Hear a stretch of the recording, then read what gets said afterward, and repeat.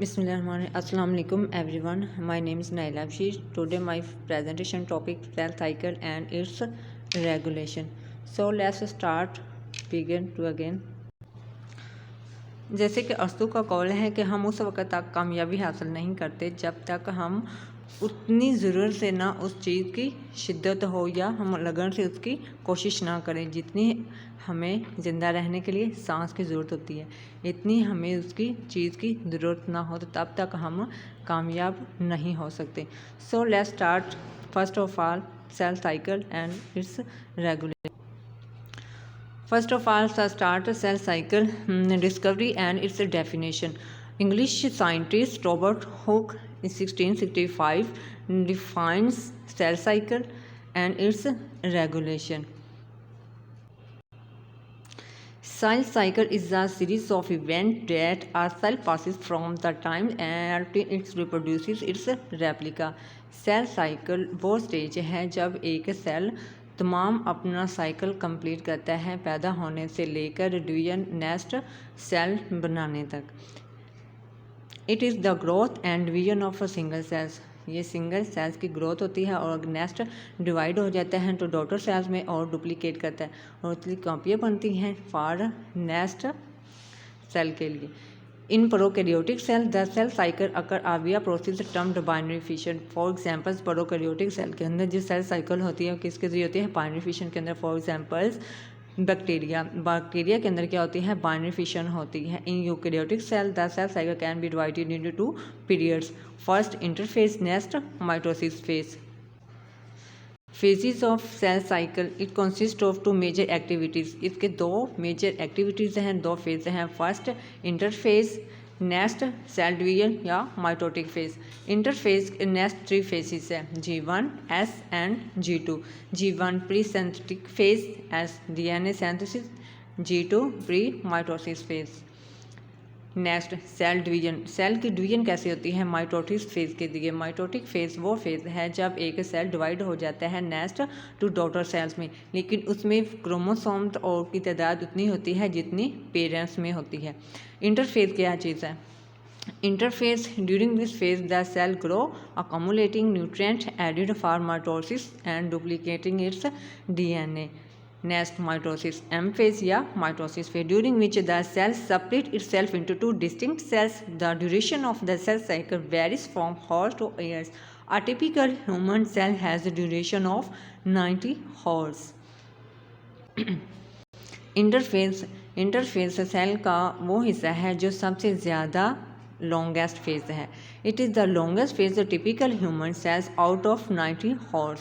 सबसे ज़्यादा टाइम इस फेज के अंदर सेल अपना स्पेंड करता है। इसकी करेक्टरिस्टिक्स कौन कौन सी हैं? Characters of interphase. It is the resting phase of a cell. ये सेल का रेस्टिंग फेज है। इसके अंदर क्या होती है? मैसेंजर RNA बनता है और राइबोसोमल RNA बनता है, DNA की डुप्लीकेशंस होती हैं और नेक्स्ट डिवीजन हो जाता है फार टू सेंट्रियोल्स में। क्रोमोसोम्स भी क्या होते हैं? वो भी डुप्लीकेट बनाते हैं। It is the resting phase of cell. Resting refers to at the rest from division but the cells in the interphase are metabolically messenger RNA metabolically active. Metabolic activities are higher in this phase. The cell grow during this phase. During this phase messenger RNA ribosomals RNA synthesis the chromosomes क्या करते हैं? Duplicate into 2 chromosomes में। The next centrioles duplicates into 2 centrioles are formed. Centrospheres of centrioles microtubules arise. Microtubules form arise. Stages of interphase. Interphase 3 sub stage: G1 phase, S phase, G2 phase. G1 phase, G stand for gap. ये वो gap है जो G1 से पहले का cell ने क्या करना होता है? नेक्स्ट फेज़ के लिए खुद को प्रिपेयर करना होता है, यह टाइम होता है सेल ग्रोथ के लिए। It is the first phase within the interphase. It is also called growth phase. G1 phase वो फेज़ है जिसको ग्रोथ फेज़ भी कहा जा सकता है।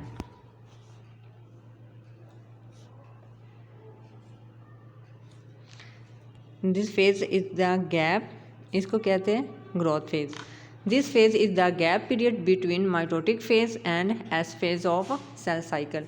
ये वो फेज है जब क्या करना होता है, माइटोसिस हो रही होती है, फर्स्ट फेज़ है, तो इसने नेक्स्ट किस फेज़ के लिए प्रिपेयर होना होता है, खुद को तैयार करना होता है एस फेज़ के लिए। Cell is preparing for S phase. This period start immediately after division, और ये पीरियड कब स्टार्ट हो जाता है, after division. The daughter cells grow increase in size during this phase. Daughter cell क्या करते हैं, खुद को ग्रोथ करवाते हैं और इंक्रीज हो जाते हैं सेल्स में, साइज में ड्यूरिंग दिस फेज। इसके दौरान सेल्स क्या करते हैं, ग्रो करते हैं और साइज में क्या हो जाते हैं, बड़े हो जाते हैं, इंक्रीज खुद को कर लेते हैं। It is a longer phase, it last for even years. The nerve cells remain permanently G1 phase. Generally, this stage lasts for 25 to 50. इसका दुरानिया कितना है, ये टाइम पीरियड कितना है इसका, सेल के अंदर जो ग्रोथ के लिए तैयार हो रहा होता है, 25 to 50% of the total interphase.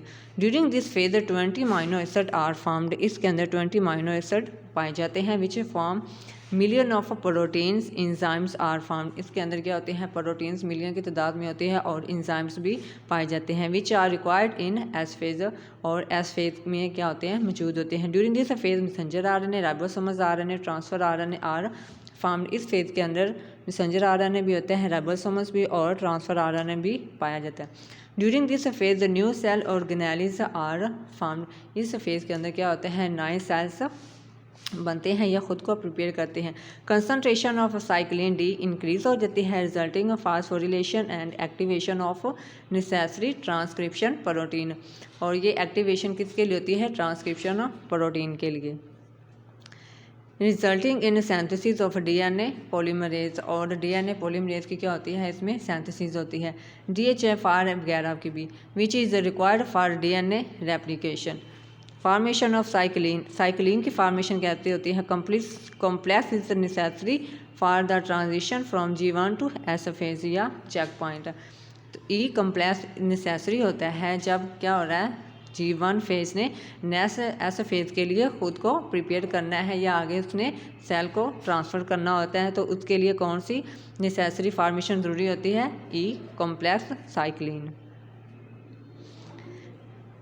G1 phase consists of 4 sub-phases. First, competence entry, progression, assembly. ये सारे क्या होते हैं, वो फेज़ हैं जब G1 के अंदर उन्होंने खुद को प्रिपेयर करना है और नेक्स्ट फेज़ एस फेज़ के लिए क्या करना है, खुद को प्रिपेयर करके आगे नेक्स्ट फेज़ में इसको ट्रांसफ़र कर देना है। रैपिडली डिवाइड हो जाते हैं और कितनी 24th spends 9 hours in G1 phase. The DNA in a G1 diploid eukaryotic cell 2n, meaning there are 2 set of chromosome present in the cell. इसके अंदर क्या होते हैं, 2 सेट होते हैं क्रोमोसोम्स के, और के साइक्लिन्स पाए जाते हैं प्रोटीन काइनेज के अंदर, एक्टिवेट करते हैं किसको, काइनेज को, इंजाइम्स को, और साइक्लिन डी ऐड करते हैं एज ए माइटोजेनिक सिग्नल सेंसर के तौर पर।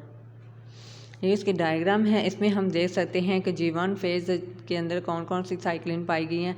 G1 से फिर एस फेज़ में नेक्स्ट G2 फेज़ के लिए, M फेज़ के लिए या प्रोमोटिंग फैक्टर के तौर पर काम करते हैं। ये नेक्स्ट सेल साइकिल सारा। आगे नेक्स्ट है S phase. Cyclin E C D K या cyclin A C D K regulate करता है process in S phase. S phase के अंदर 2 इम्पोर्टेंट साइक्लिन होती हैं, साइक्लिन ई और साइक्लिन ए। ये दोनों इस फेज़ के लिए नेसेसरी होती हैं सेल को रेगुलेट करवाने के लिए। By phosphorylating and activating protein enzymes that are involve in DNA synthesis. S stand for synthesis. During this phase the DNA synthesis occur. DNA molecule duplicate. इसमें क्या होती है, DNA की डुप्लीकेशन होती है, मतलब DNA क्या करता है, क्रोमोसोम की तादाद को बढ़ा देता है और अपनी जैसी कॉपियाँ तैयार कर लेता है। इसका दुरानिया कितना है, 35 to 40%।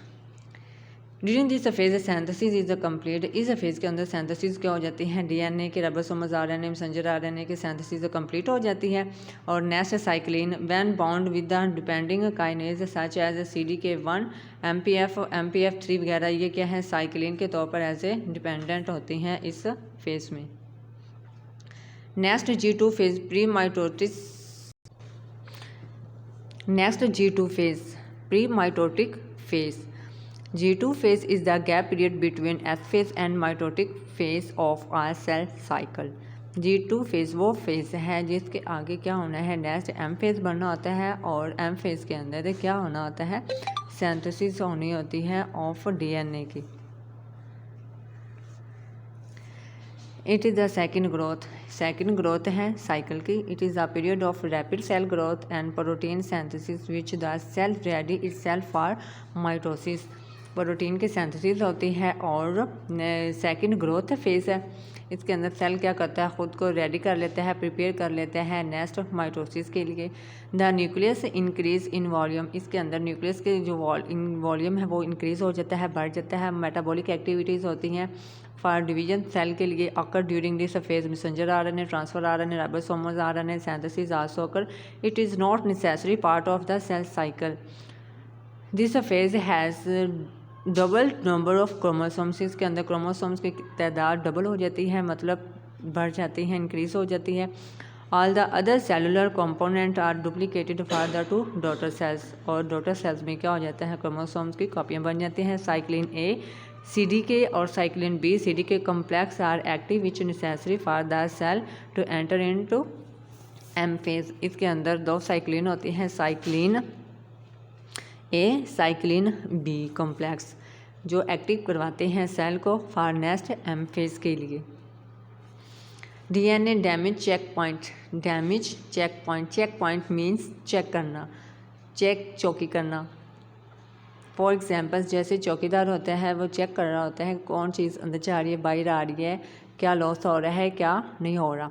तो ऐसे ही DNA डैमेज चेक पॉइंट करता है, मतलब उसको चेक करता है कि DNA के अंदर या सेल साइकिल के अंदर जो भी सारे फेजेस बन रहे हैं, एप्लीकेशन बन रही हैं, डुप्लीकेट हो रहा है क्रोमोसोम से, सारे फेजेस क्या हो रहे हैं, सही हो रहे हैं कि नहीं, वो उसको क्या करता है, चेक करता रहता है.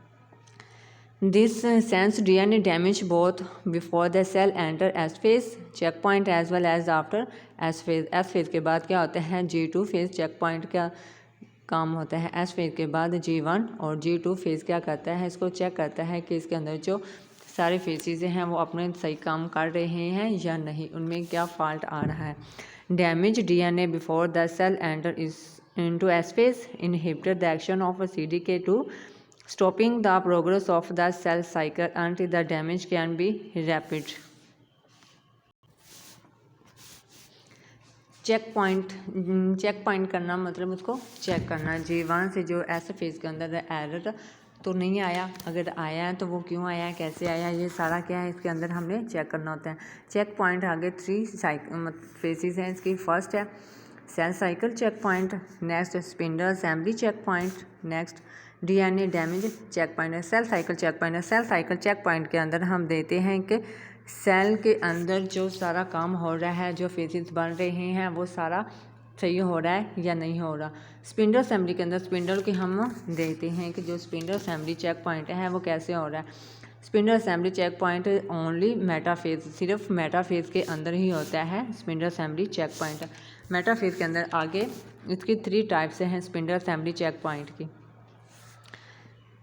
एम्फोटैलिक, मोनोटैलिक, सेंटैलिक और मीरोटैलिक. एम्फोटैलिक के अंदर क्या आता है, क्रोमोसोम के दोनों साइड पे काइनेटोकोर्स अपने अपने स्पिंडल फाइबर के साथ आके अटैच हो जाते हैं. ये कौन सी कंडीशन होती है, नॉर्मल कंडीशन होती है. लेकिन मोनोटैलिक होता है, जो स्पिंडल फाइबर्स होते हैं वो एक ही साइड के क्रोमोसोम के काइनेटोकोर के साथ अटैच होते हैं. नेक्स्ट सेंटाइलिक होता है. सेंटाइलिक के आगे जो क्रोमोसोम्स होते हैं उनकी डायरेक्शन जो होती है वो एक ही काइनेटोकोर्स की तरफ होती है. आगे मीरोटैलिक के अंदर एक काइनेटोकोर्स स्पिंडल फाइबर के साथ अटैच होते हैं, लेकिन उनकी जो डायरेक्शन होती है वो ऑपोजिट होती है.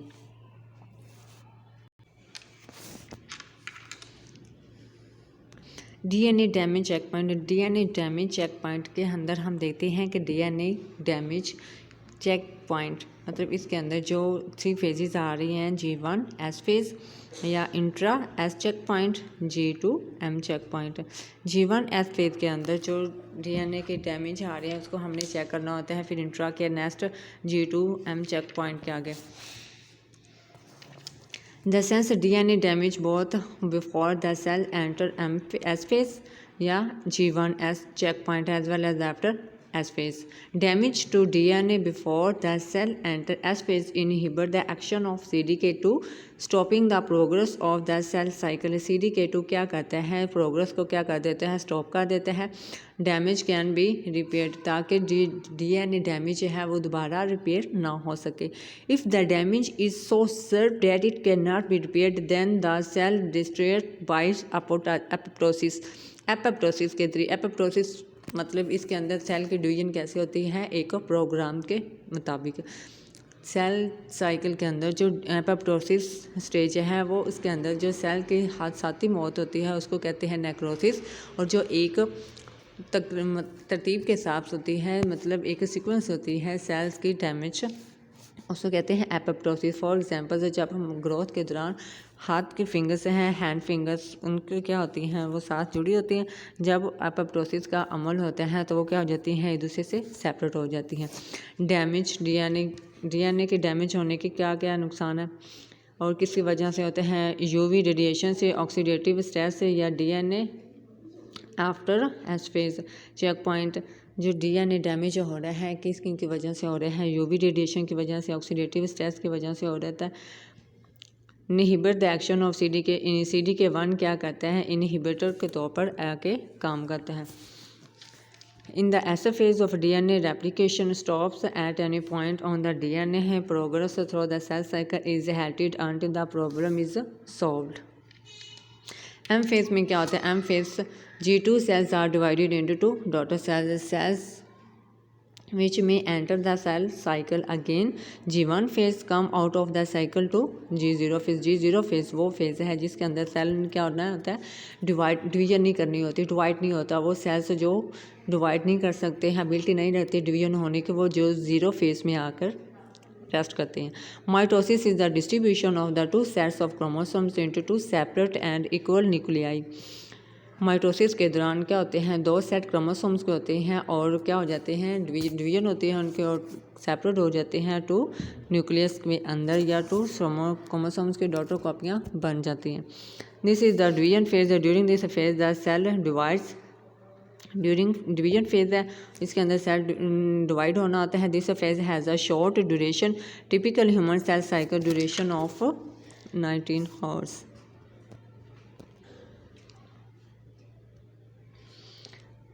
Of this M phase the duration of 45 to 60 minute. ये इसकी ड्यूरेशन है 45 to 60 मिनट. दिस फेज है two sub phase is called karyokinesis और cytokinesis. Karyokinesis and cytokinesis. Karyokinesis में न्यूक्लियस की डिवीजन होती है, साइटोकाइनेसिस में साइटोप्लाज्म की डिवीजन होनी होती है. Karyokinesis refer to the cell division of nucleus into two daughter nuclei. Sub stage namely prophase, metaphase, anaphase and telophase. Next, cytokinesis refers to the cell division of the cytoplasm resulting into daughter cells. Prophase, mitotic spindle formation. Next, metaphase, plate, anaphase, mitotic apparatus, telophase, cytokinesis.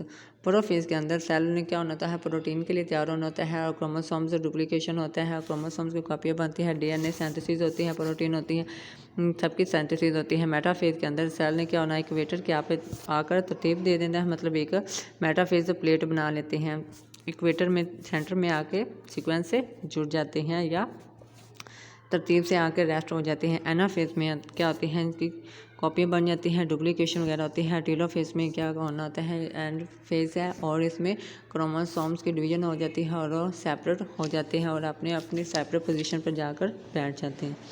ये next इसकी diagram है. Cytokinesis मतलब cytoplasm की division हो रही है और कैरोकाइनेसिस में न्यूक्लियस की डिवीजन हो रही होती है. प्रोफेज फर्स्ट फेज है, इसमें सेंट्रोसोम्स है, फॉर्मिंग मेटा माइटोटिक स्पिंडल्स बन रही हैं, इंट्रोडक्शन काइनेटोकोर्स है, क्रोमोसोम्स है, ये सारी इसकी क्या कॉपियाँ बन रही है.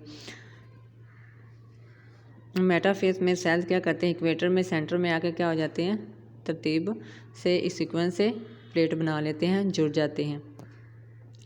नेक्स्ट डॉटर क्रोमोसोम्स बन गए और इन्होंने क्या करना है, अपने अपने साइड वाले पोर्शन पे जाके क्या हो जाना है, एक दूसरे से सेपरेट हो जाना है और अपने अपने क्रोमोसोम के साथ जाके अटैच हो जाना है और सेपरेट हो जाना है। यहाँ पे डॉटर क्रोमोसोम्स स्पिंडल प्लेट बनाते हैं और क्या हो जाती हैं, इक्वेटर पे आके अरेस्ट हो जाते हैं, सेपरेट होके और अपने अपनी ऑपोजिट साइड पे एंड पे आके क्या हो जाते हैं, रेस्ट हो जाते हैं। और दरमियान में क्या एक क्लीवेज बन जाती है, यहाँ से सेपरेट हो जाना है और ये 2 डॉटर न्यूक्लियस क्रोमोसोम्स में डिवाइड हो जाना है। साइटोकाइनेसिस मतलब साइटोप्लाज्म की division. Cell cycle check point. Cell cycle check point, cell के अंदर जो सारे काम से हो रहे हैं, G1 G2 मेटाफेज, इनके अंदर हमने क्या करना होता है, चेक पॉइंट लगाना होता है कि हाँ ये सारे काम सही हो रहे हैं या नहीं हो रहे। These are the cell cycle control mechanism in eukaryotic cell. These checkpoints verify whether the process at each phase of cell cycle have been accurately completed before progression into the next phase. कि इसके अंदर जो सारा काम हो रहा है, सारे फेजेज हैं वो अच्छे तरीके से परफॉर्म कर रहे हैं या नहीं, जिन्होंने नेक्स्ट फेज में क्या करना है, एंटर होना है। These are 3 main checkpoint control cell cycle. First G1 checkpoint, next 2 G2 checkpoint, next 3 metaphase checkpoint.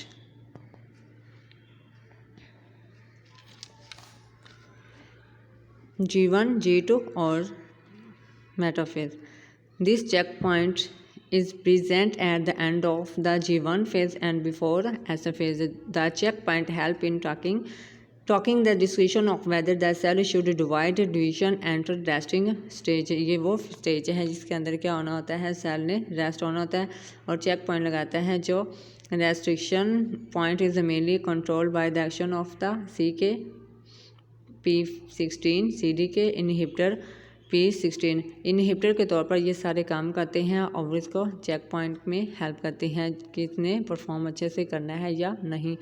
RB protein भी इनहिबिटर के तौर पर काम कर रही है, CDK2 भी और PK15-16 भी। G2 के अंदर भी सारे द रेस्ट्रिक्शन पॉइंट है is located at the end of the G2 phase. G2 phase के एंड पर क्या करना होता है, हमने चेक पॉइंट लगाना होता है। The check number of factors which are essential for the cell division. Maturation promoting factor या माइटोसिस प्रमोटिंग फैक्टर है। M phase promoting factor CDK1 CHK MPF M phase is activated at the end of G2 by phosphate CHK which remove inhibitors phosphate group added earlier. ये सारे inhibitor के तौर पर काम करते हैं कि G2 फेज के अंदर जो सारा काम हो रहा है उसको चेक करना होता है, जो फॉर DNA जो डॉटर सेल बनाने के लिए ट्रांसफ़र होना होता है नेक्स्ट फेज में। आगे metaphase, this occur at metaphase anaphase promoting complex EPC anaphase promoting complex regulate this check point को क्या करता है, रेगुलेट करता है। This also called spindle check point पढ़ चुके हैं। स्पिंडल चेक पॉइंट में हमने क्या करना होता है, स्पिंडल फाइबर्स स्पिंडल असेंबली को हमने चेक करना होता है। इसके क्या थे, 3 आगे नेक्स्ट स्टेज थी, एम्फोटैलिक, मोनोटैलिक, सेंटैलिक और मीरो। एम्फो थी नॉर्मल के लिए, जो नेक्स्ट 3 थे वो अब नॉर्मल के लिए थी। एम्फोटैलिक में जो हमने पढ़ा था नॉर्मल कंडीशन है, इसमें जो स्पिंडल्स फाइबर्स होते हैं क्रोमोसोम्स के काइनेटोकोर के साथ आके दोनों साइड पे जुड़ जाते हैं, मतलब अपनी अपनी डायरेक्शन पे। और जो मोनो था वो एक साइड पे आके काइनेटोकोर के साथ जुड़ते हैं और सेंटैलिक में उनकी डायरेक्शन क्या होती है, एक ही साइड पे होती है लेकिन दोनों क्रोमोसोम के एक ही काइनेटोकोर पे। ओके, मीरोटैलिक क्या था, मीरोटैलिक में डायरेक्शन अपोजिट थी लेकिन उनको काइनेटोकोर एक ही था, तो वो भी क्या कौन सी कंडीशन है, एबनॉर्मल। लेकिन जो फर्स्ट है एम्फोटैलिक वो क्या है, normal condition spindle assembly check point के लिए। ये इसकी नेक्स्ट डायग्राम है, ये सारे की पॉइंट है जो हमने सेल साइकिल का रेगुलेशन पढ़ लिया है, उसका चेक पॉइंट पढ़ लिया है, असेंबली वगैरह, spindle fibres, DNA damage check point और सेल साइकिल चेक पॉइंट, ये सारे इसके की पॉइंट हैं। आगे साइक्लिन बी और साइक्लिन B1 B2 ये भी क्या कहते हैं, this complex is involve in the early event of mitosis such as chromosomes condensation nuclear envelope breakdown. जो न्यूक्लियर इनवेल्प होता है वो क्या होता है, ब्रेकडाउन होता है। Complex is localize in the microtubules. और साइक्लिन B2 क्या कहते हैं, this complex is localize in the Golgi apparatus. वो माइक्रोट्यूब्यूल्स को इनकी था और न्यूक्लियर इनवेल्प को ब्रेक डाउन करने के लिए। लेकिन G2 किसके लिए है, localize in the Golgi apparatus के लिए। और cyclin B2 is also bind to a gene transforming growth factor. The gene complex transcribe several genes required for the cell proliferation. Next positive regulator क्या हो सकते हैं और नेगेटिव रेगुलेटर। पॉजिटिव रेगुलेटर्स आगे cell are those which control the change necessary for cell division. Cell division के लिए जो चीज़ हमें नेसेसरी होती है या उसने सेल साइकिल क्या करना होता है, कंट्रोल करना होता है। पॉजिटिव रेगुलेटर के लिए पॉजिटिव मतलब मस्बत के लिए, अच्छे के लिए, हमारे फ़ायदेमंद के लिए। और नेगेटिव रेगुलेटर मीन्स मनफी, जो हमारी बॉडी के लिए या सेल के लिए क्या हो, नुकसानदा हो। तो इसके आगे 3 डिवीजन हैं, साइक्लिन्स, साइक्लिन डिपेंडेंट काइनेस और पोलर लाइक काइनेस। और negative regulator, negative which control the positive regulator. ये पॉजिटिव रेगुलेटर को जो मनफी रेगुलेटर होता है उनको क्या करता है, कंट्रोल करता है। RB protein P53 gene inhibitor of CDK, ये सारे इनहिबिटर के तौर पर काम करते हैं और किसको कंट्रोल करने के लिए, पॉजिटिव रेगुलेटर या नेगेटिव रेगुलेटर के तौर पर काम करते हैं। How those which control the positive regulator they include RB protein P53 gene inhibitor of CDK। RB protein वो प्रोटीन्स हैं जो क्या करते हैं, इनहिबिटर के तौर पर काम कर रही है। RB protein which initially identified as the product of the prototype tumours suppressor gene RB. तो जो क्या हो जाता है इसके अंदर जो मस्बत प्रोटीन है, पॉजिटिव प्रोटीन्स, आरबी प्रोटीन्स की बंडल है जो इनहिबिटर के तौर पर सेल साइकिल में काम कर रही है। तो हमने पढ़ा था DNA damage check point. DNA damage check point में G1S intra G2 check point हमने पढ़े हैं। G1S चेक पॉइंट या intra check point, G2 check point. G1 single strand भी हो सकता है, DNA damage check point single strand भी हो सकता है और डबल स्टैंड भी हो सकता है। जब सिंगल स्टैंड के लिए हम डीएनए डैमेज को चेक करेंगे तो वो हमें किस तौर पर या कैसे हमें पता चलेगा। तो इसके अंदर ATR-IP इनहिबिटर के तौर पर काम कर रहा होता है। तो वो नेक्स्ट क्या करते हैं, ATR को एक्टिवेट करते हैं और वो क्या करते हैं, नेक्स्ट CHK1 को एक्टिवेट करवाता है या इनहिबिटर के तौर पर काम कर रहा है। CDK25 जो इनहिबिटर के तौर पर काम कर रहे हैं वो आगे एक्टिवेट करवाता है, एनालाइज करवाता है चेक पॉइंट रेस्ट के लिए। आगे डबल स्टैंड के लिए अगर हम देखें तो मैसेंजर mRNA होता है, mRNA होता है जो double strand DNA damage check point के लिए एक्टिवेट करवा रहा होता है, एनालाइज करवा रहा होता है, इनहिबिटर के तौर पर करते हैं। इससे आगे क्या बनते हैं, नेक्स्ट स्टेज होती है ATM बनती है। ATM आगे रेगुलेट करवाते हैं इनहिबिटर के तौर पर CHK2 और P53 ये भी चेक पॉइंट के तौर पर इनहिबिटर के लिए काम कर रहे होते हैं। चेक पॉइंट को देखने के लिए, कंट्रोल करने के लिए, एनालाइज करने के लिए इनहिबिटर के तौर पर काम कर रहे हैं CHK2 एंड P53।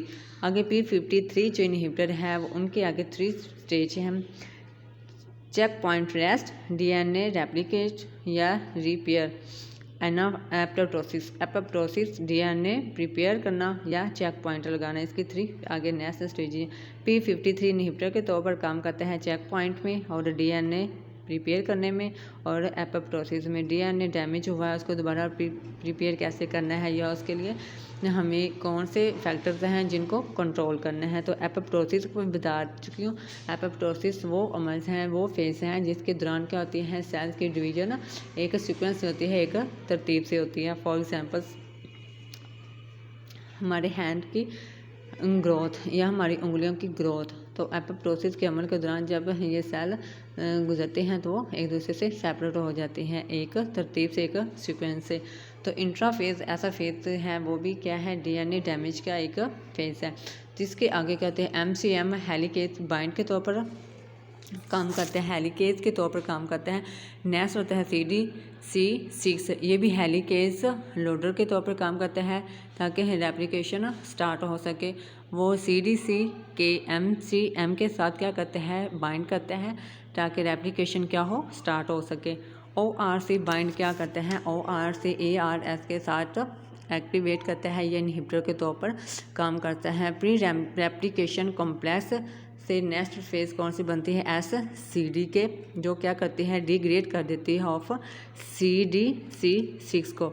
CDC6 को क्या करती है, वो डिग्रेड कर देती है, CDC6 को डिग्रेड कर देती है ताकि क्या हो, रेप्लिकेटिव ऑटोनोमसली सीक्वेंस है ARS active replicative autonomously sequence है, क्या करे, इसके साथ बाइंड करते हैं SCD के साथ ताकि प्री इनिशिएशन कॉम्प्लेक्स हो सके, प्री इनिशिएशन कॉम्प्लेक्स हो सके, जो पार नेक्स्ट DNA को क्या कर दे, डिग्रेड कर दे, डिग्रेड ऑफ CDC6 को। जो SCDK है वो डिग्रेड कर देते हैं CDC6 को ताकि जो आगे हमने DNA डैमेज में कॉम्प्लेक्स प्री इनिशिएशन है वो अच्छे से स्टार्ट हो सके और DNA जो हो वो दोबारा रिपेयर ना कर सके, DNA डैमेज रिपेयर ना बना सके। वो SCDK के साथ क्या करता है, जाके बाइंड हो जाते हैं और CDC6 को क्या कर देते हैं, डिग्रेड, और प्री इनिशिएशन कॉम्प्लेक्स स्टार्ट हो जाते हैं। और ये किसके तौर पर, CDC6 किसके तौर पर काम कर रहा है, block second round of replication के तौर पर क्या करता है, काम करता है। ऐसे DNA डैमेज को हम चेक पॉइंट देख सकते हैं या कर सकते हैं। तो I hope understand everyone, thank you, अल्लाह हाफिज़।